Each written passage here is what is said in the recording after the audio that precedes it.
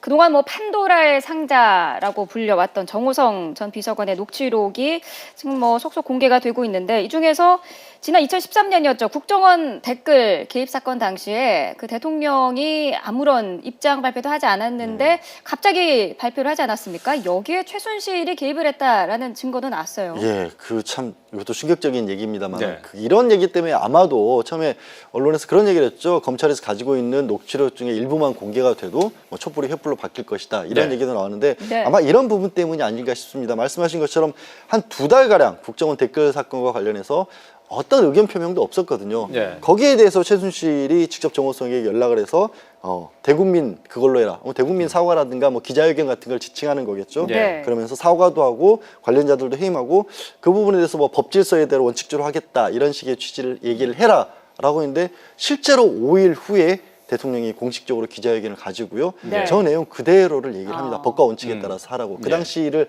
기억하시는 분들도 많이 있을 겁니다만. 네. 근데 이제 국정원 댓글 개입 사건과 관련한 박 대통령의 이제 담화 외에 또 정홍원 총리의 대국민 담화에도 개입했다는 정황이 드러났어요. 이 부분은 단순하게 개입 정도를 넘어서서요.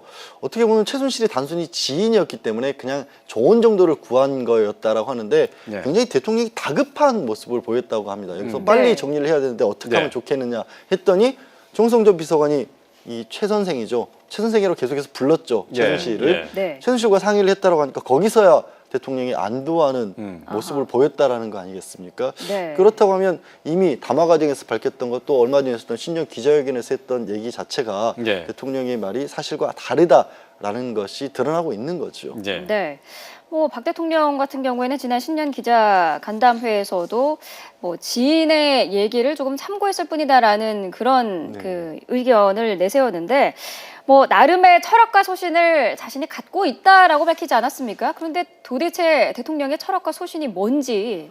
그게 네. 참 정말 안타까울 정도입니다. 이 똑같은 거의 비슷한 논조 얘기가 탄핵소추안에 대한 첫 번째 답변서에도 나왔거든요. 네. 그러니까 최종적인 결정은 내가 내린 것이고 그 결정을 하는 과정에서 무슨 키친 캐비넷에 의해서 이 의견을 정도 들은 것 뿐이다라고 했는데 네. 상황 정리가 안 되고 있으니까 최순실에게 연락을 해봤다라고 하니까 거기에 안도를 하면서 또 최순실이 국정원 대선 개입이라고 하는 아주 엄중한 국가적인 사안에 대해서 거의 뭐 각본처럼 내린 부분들이 고스란히 정리만 돼서 대통령이 다시 밝혔던 거기 때문에 네. 이렇게 되면 철학과 소신이라고 하는 게 누구의 철학과 소신이었냐, 네. 누구의 머리에서 나온 것이냐라고 당장 답을 얻을 수가 있죠, 사실. 근데 네. 대통령 본인의 철학과 소신은 아니었던 셈이죠. 네.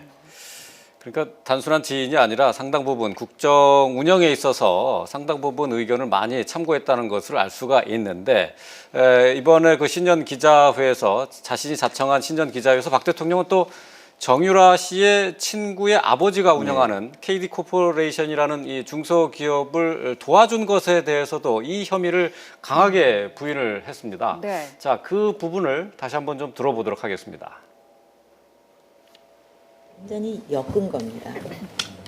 예, 뭐 어디를 도와주라 하는 거하고는 제가 정말 확실하게 말씀드리는데 그 누구를 봐줄 생각 이거는 손톱만큼도 없었고 제 머릿속에 아예 그게 없었어요. 어떤 결정이 내리든 간에 그거는 국가의 올바른 그 정책 판단이다.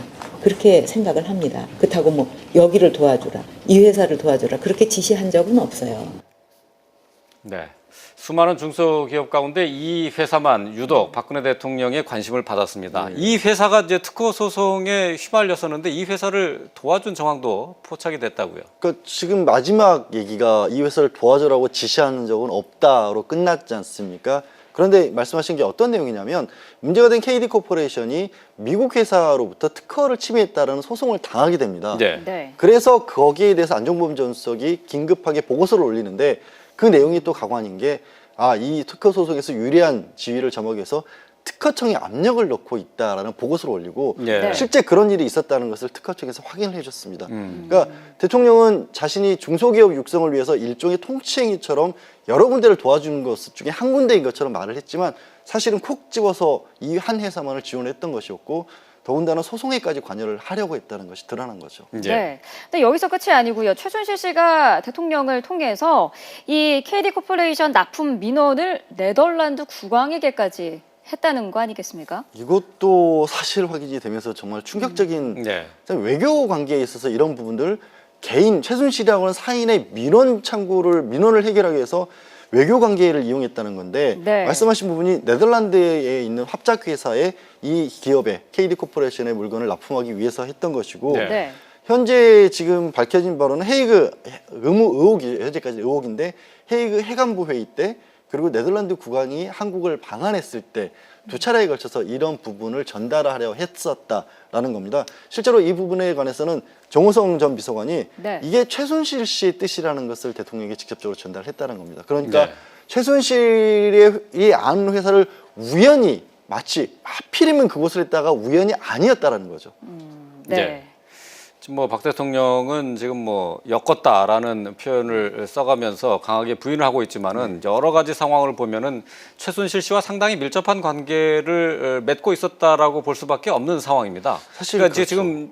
지금은 이제 경제적인 공동체, 그러니까 이 서로 이제 그 재산을 공동으로 소유한 것 아니냐 이제 이런 얘기까지 나오고 있지 않습니까? 아마 계속해서 나오는 얘기가 이제 특검에서도 주력하고 있는 부분들이 최순실이 박근혜 대통령의 재산을 전반적으로 관리를 해줄 게 아니냐. 네. 그래서 말씀하신 것처럼 사실상 경제적 공동체이고 최순실이 개인적으로 이익을 받은 거면 어차피 박근혜 대통령도 그러면 이익을 받았다고 할 수 있는 게 아니냐라는 쪽을 확인하기 위한 부분인데 직접적으로 이 최순실이 관여된 회사에 이렇게까지 다른 나라의 국왕을 만나는 자리에서 이건 네. 확인은 안 됐습니다만 이런 것을 전달하려고 시도가 있었다는 것만으로도 네. 지금 지적하신 것 같은 생각을 충분히 할 수 있는 상황이 돼버린 예, 거죠. 예.